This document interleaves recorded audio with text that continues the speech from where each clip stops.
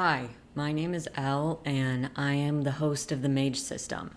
And today I'm going to be telling you a story.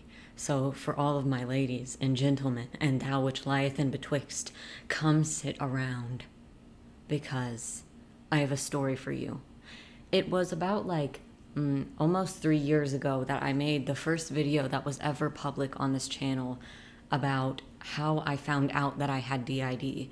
This is how I got diagnosed with DID, and it's a very different story because I found out that I had DID when I was 15, but I just got diagnosed with it last year. And let me just dispel something for you, because I may have told you a lie on this channel about this, and I don't know if I did for certain, but I just feel like I might have. So let me just get this out of the way. I was not officially diagnosed with DID until September of 2023. So if I told you that I was anytime before that, I was not being truthful. I was informally diagnosed before that, but I was not formally diagnosed, and I don't know for sure if I actually lied about this or not, but I may have. And if I did, it's because people can be really nasty to self-diagnosed people online, and I just didn't want to deal with that. So that is why, if that's something that actually happened. So I'm going to just tell you the story of how I actually did get diagnosed, because I knew for many years before I actually did. I scheduled my first psychological evaluation with the intention of being diagnosed with DID and autism in 2021, but that one sucked because the professional sucked. And I go into this more in depth in my self-diagnosis video, which will be like up there, I think, which is a really good video. And I just go into how, like, what the report said, but basically she completely misgendered me throughout the report, got facts about like what I reported about myself and like my trauma wrong in the papers, and just made some really weird conclusions. And I walked out of there being diagnosed with just depression and anxiety, as if that's something I didn't know, as if there was nothing else wrong. It was crazy. She referred me to an autism specialist, and I got diagnosed with autism later. That is like, I would guess like $4,000 it took to get my autism diagnosis. So for all of you people that say self-diagnosis, you just always go, it's so easy, just go to a professional. No, it's not. No, it's not. I didn't have an official DID diagnosis, only therapists that agreed that I had it probably and like worked with me on it. I was just very 100% certain that I had it, but I still didn't have a diagnosis until last year. So now let me tell you how I finally got one, because it took a long time. In March of last year, I got dumped, and it was a good dump. I was fine. It was actually really good for me, and I was happy about it. But at the same time, my best friend Nicole, who was in the "To Autistic People Read Jeff the Killer" video, she moved to a different state, and also another friend that I had died. So I was like literally just like alone, and I did not know what to do. And so I relapsed into an ED. So for this next part, I'm going to be talking about that, not in any extremely triggering detail, but just talking about that and the ramifications and me going to a place for it. So I will put a timestamp to skip if you want to skip that, even though I'm not going to get into any triggering details. I'm sorry if you can hear the lawn being mowed. The show must go on. I'm so sorry. More caffeine. Basically, my ED, I was going a lot softer than I had previously, but my body was having very adverse negative reactions to it that I had never had before. I got telogen effluvians, my hair started falling out a lot, like my labs were coming back bad for like my kidneys and my liver and blah, blah, blah, blah, blah.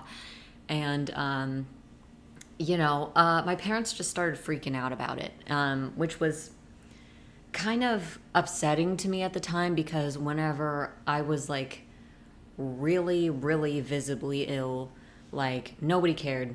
By nobody cared, I mean just like my parents. Like they didn't say anything, they didn't notice. And so the fact that now they was like really upsetting to me. And Basically, they like freaked out and emotionally blackmailed me into going into a facility for it. And that was really like a huge kick in the nuts for me for a few reasons. And I uploaded a video about it, and I got a lot of comments saying like, hey, like thinking that you don't need to go to this facility is like peak ED thoughts. Like, you do deserve to go there. You're not taking anyone's spot or anything. And I appreciate those comments. And in the vast majority of situations, that is the thing to say. And of course, I didn't mind anyone saying that. But I do think that like I was right about not needing to go.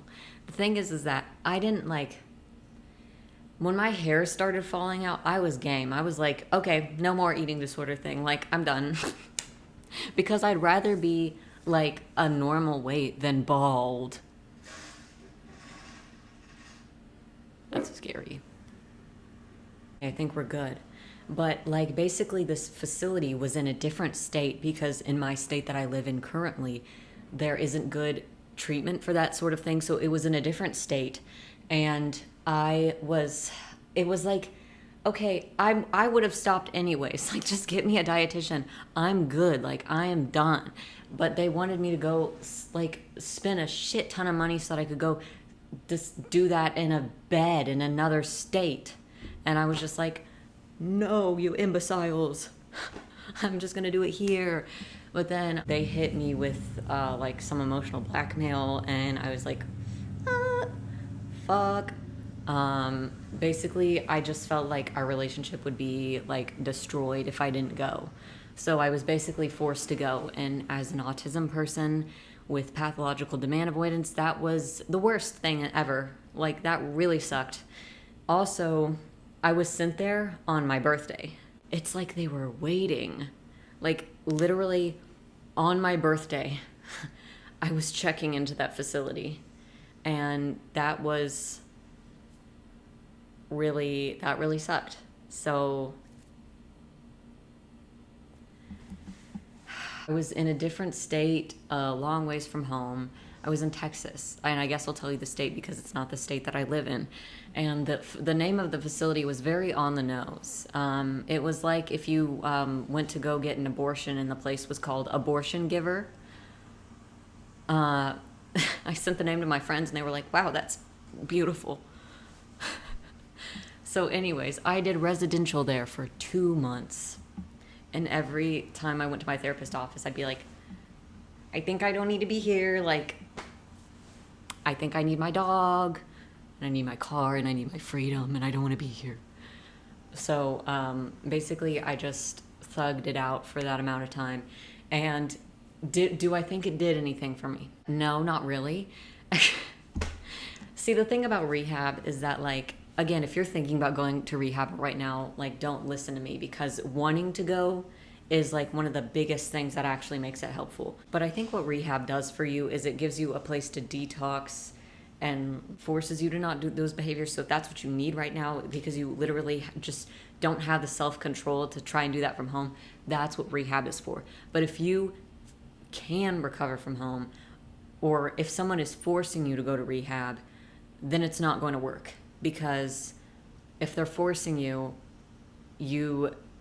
it's just not going to work for you. Like, you have to want to do it. And the other thing about rehab is that most of them just use like CBT techniques, cognitive behavioral therapy, like very like basic techniques to help you. And those are really helpful. Like, they are common for a reason. But also, if you're like me and you are very, very jaded to the mental health system, and you've had a revolving door of different therapists and different treatments, and it's just like, yeah, I already know all this shit. It was just like, it just sucked. I will say, do I regret going? Well, I didn't have an option, but anyways, no, because of the things that I'm going to get into here. Number one, it's good life experience. It is stories to tell in the future. I'm glad I did it, give me experience, I guess. And then the other part was, though the treatments they administered didn't necessarily help me, the thing that I did get from it was just realizing what a normal diet maybe should be like, because I didn't grow up around that. So it's the only thing it really did for me, besides meeting my max out of pocket. So if you're not familiar with how like insurance can work, which I'm not a genius on, even though like part of my job literally is working with insurance. Anyways, you have a max out of pocket, and if you spend enough money on a medical procedure or like treatment or something, then anything else you need medically, insurance will pay for the entire thing and you don't have a copay. Which means that after I went to ED treatment, I could basically do anything medically I wanted for the rest of the year and have it covered until next year. So that was really good for a couple of things that we'll get into. Basically, a lot of money was spent, but it was kind of for the best in the end. But I finished that treatment program. It was a wild time. I have a video telling some stories from it. I don't think it's my fave video in the world, but I'm sure I told a coherent, good story in there. Okay, so the only reason I'm telling you the place I got diagnosed with DID at is because that place is not open anymore. See, the thing is, I've seen how vicious audiences can be about interrogating where people got their diagnoses as far as DID, like it's different creators, and I just don't want that. So for a while I was just like, man, like I'm never gonna tell them where. But I got an email recently about this place shutting down, which was really unfortunate to me because this was like one of the best things about my time in Texas was being able to go to this place because it was a really, really good place. And I'm so sad that it got closed down because I'm sure it helped so many different people. I went to the Trauma Recovery Institute, which was created by Dr. Colin Ross. Before all of this, I looked up to Colin Ross because I wanted to be a psychologist when I grew up and I wanted to work in dissociation. And Colin Ross was one of the leading people in that field. He's written several books about DID and is just very like pioneering force in there. And so I just wanted to be like him. So whenever someone I knew proposed to me and was like, hey, you met your max out of pocket, you're already in Texas because the Trauma Recovery Institute is in Texas. Why don't you go there? And I was like, well, I want to go home, but at the same time, that would be pretty freaking awesome. Like, I really don't have anything to lose right now. Like, whatever, I'll go there. I went to the Trauma Recovery Institute. And I want to say that this is like the best place, the best kind of like treatment I've had that I've been to, like stronger than therapy kind of thing, mental hospitals, residential stays. Like this is the best one that I've ever had. It's like a PHP program for trauma survivors. And they integrate more than just CBT. They do CBT approaches, DBT approaches, guided meditations. They explain the structural dissociation model. They just work in a lot more sophisticated ways because it's led by Colin Ross. And there are a lot of people who have DID going there and stuff. There is just more approaches that they present. And it was actually a really, really great place. And I'm really sad because I wish I could recommend it to you guys, but it's fucking closed now. So, and I did an assessment with a person whenever I got in there, and then I looked in my portal, and there it was, my diagnosis, DID. And that was just a really, like really freeing moment after years of people not believing me. And it's so, like, it never ceases to... So I wanted to just add a little bit of clarity to this because I feel like I wasn't very clear on the process. What I think might have happened was whenever I was doing the intake for the place, I went on the portal and filled out a bunch of paperwork and also the DDIS questionnaire, which is a professional grade tool for assessing if someone has a dissociative disorder and if so, what. But it also includes disorders such as somatic symptom disorder, borderline personality disorder, psychotic disorders, and stuff like that. And so I took that, which is a pretty in-depth, like heavy-duty questionnaire, and then I also did an intake interview with a therapist where she asked me a bunch of in-depth questions about my symptoms and my trauma. Not like super in-depth, but like I think she said, like, can you give me like a one-word sentence describing the basics of like a one-word sentence. What the fuck am I saying? Can you just give me like a sentence describing each genre of trauma? And so what I think, either one of two things happen. Either Colin Ross goes into the portal and he reviews your DDIS questionnaire, all of your intake paperwork, and what was documented in your interview with the intake therapist and then he gives you the diagnosis, or the intake therapist gave me the diagnosis. I'm not sure which, but I just wanted to be more clear about that process. It never ceases to blow my mind how much people's demeanor about you saying you have a mental disorder changes whenever you say you've gotten diagnosed. And like, I understand in certain scenarios, but in other scenarios, it's like, I've known I've had this for years, and I've been telling you about it for years. And I finally got diagnosed with it, and my mindset about it hasn't changed at all. And it's like, I tell them that, and they're like, oh, okay. And it's like, okay, because I got like an hour assessment and got diagnosed. Whatever. So I started going there, and I started seeing therapist regularly, and I got to meet Dr. Colin Ross, and we did a session together about my DID, which I talked about this a little bit in my The Dangers of Host Resistance video. But that went a little bit strange because I was really considering getting top surgery at the time because I met my max out of pocket. So I was like, wait, if I got top surgery right now, I wouldn't have to pay for it. And I was like, that's it, I'm doing it. I had that knowledge, and I went to go have my session with Colin Ross. And the thing about that, they called them cognitive. And basically you sit down and you have a session with Colin Ross and everybody else at TRI, all of the other patients there, which there was only like max 20 people going at a time, but usually there are some points where it was only like 4 people. So it was maybe 6 people watching, and that was fine. But a lot of the time, like the hour time we had together was him telling me to like think about getting top surgery more critically, which pissed me off at the time because I was just like, you don't know how much I've thought about this. You don't know how much I've thought about this. And I get that like having DID, it makes it more complicated about getting gender affirming procedures because there's other people in your head. But I was just like, no, I swear to God, I've thought about this a lot. I've asked everybody, I've gotten everybody's consent. And he kept asking about it. And I was just like, I don't know what else you want me to say. And Elena switched in, and I think she said something really snarky, but I can't remember what it was. There was like 4 groups a day, and on the breaks, there was this really nice lady with DID, and she would give me cigarettes.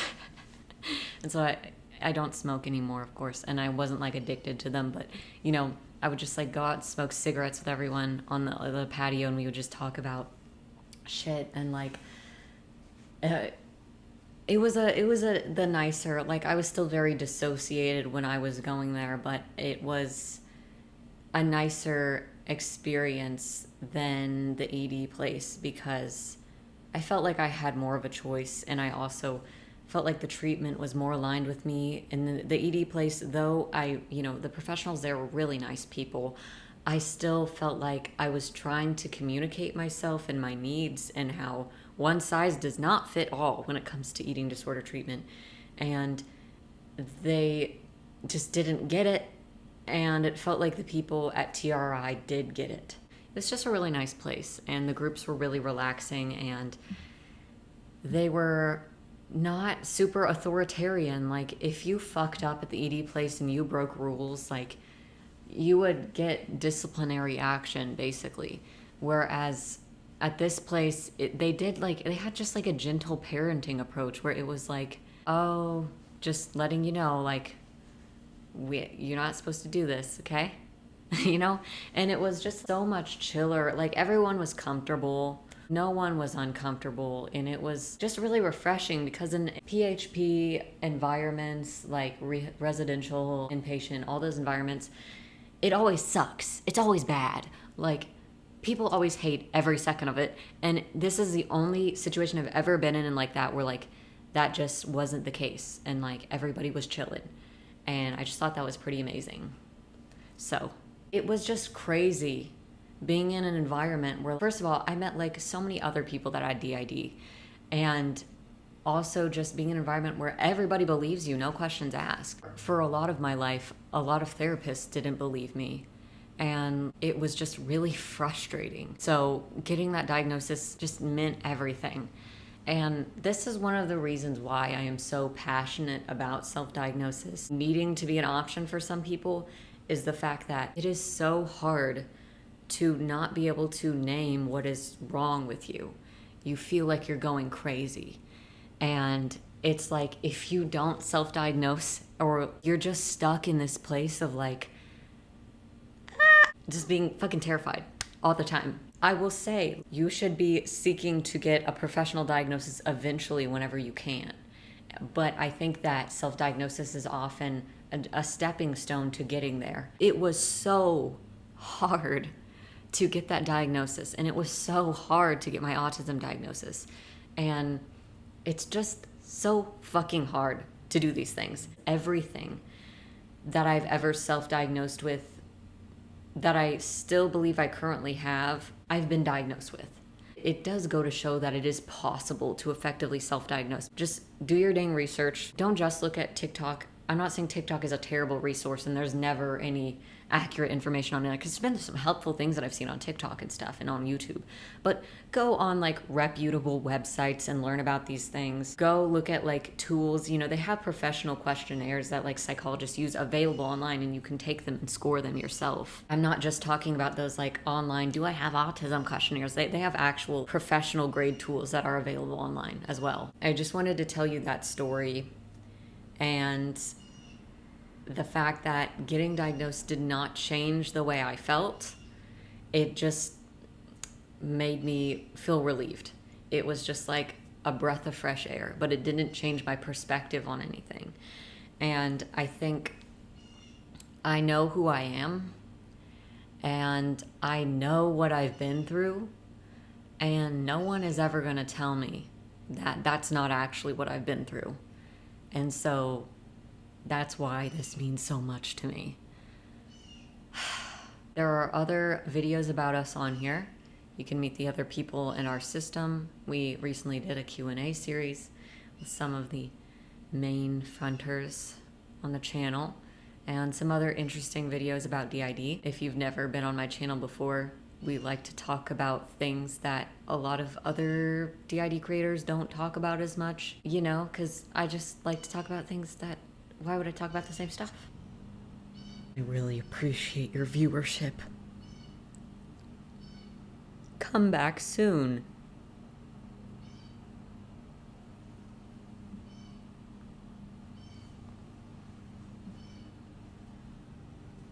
Do you hear that bird?